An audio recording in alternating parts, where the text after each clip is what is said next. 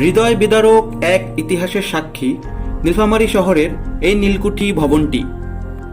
এটি ছিল তৎকালীন ব্রিটিশ সরকারের নীলকুঠিওয়ালাদের নীল চাষের কেন্দ্রস্থল।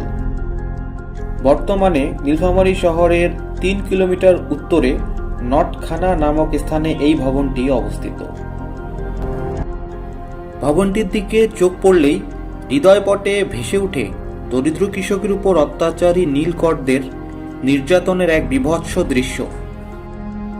অবাধ্য নীল চাষিদের এই নীল খামারে এনে লটকিয়ে শাস্তি দেওয়া হতো বলে এর নাম ছিল লটখানা। কালের আবর্তে লটখানা শব্দটি উচ্চারিত হতে থাকে নটখানা রূপে। নটখানা থেকে নীলফামারী শব্দটির প্রচলন হয়েছে। ধারণা করা হয় স্থানীয় কৃষকদের মুখে নীলখামার রূপান্তরিত হয় নীলখামারিতে, আর এই নীলখামারির অপভ্রংশ হিসেবে উদ্ভব হয় নীলফামারী নামের। অষ্টাদশ শতাব্দীতে ইংল্যান্ডে শিল্প বিপ্লব ঘটলে কলে তৈরি কাপড়ের রঙের জন্য নীলের প্রয়োজন দেখা দেয়। তখন ব্রিটিশ সরকার ভারত উপমহাদেশকে শাসন করছিল। সেই সময় সেই সূত্র ধরে পূর্ব বাংলার কৃষককে তারা জোর করে নীল চাষ করতে বাধ্য করত।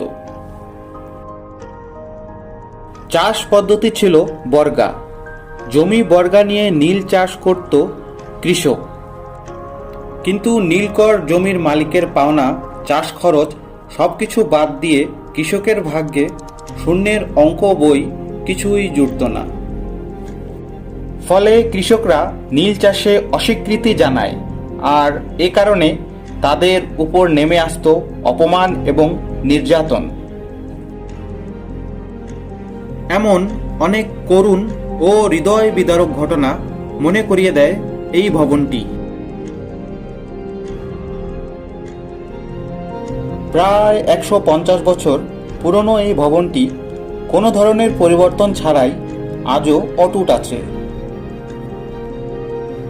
আমাদের সহ ভবিষ্যৎ প্রজন্মকে নীলফামারীর ইতিহাস ও ঐতিহ্য জানতে এই ভবনের সংরক্ষণ খুবই জরুরি। ভিডিওটি ভালো লাগলে চ্যানেলটি অবশ্যই সাবস্ক্রাইব করবেন। দেখা হবে শীঘ্রই নতুন কোনো ভিডিওতে। সবাই ভালো থাকবেন। Take care.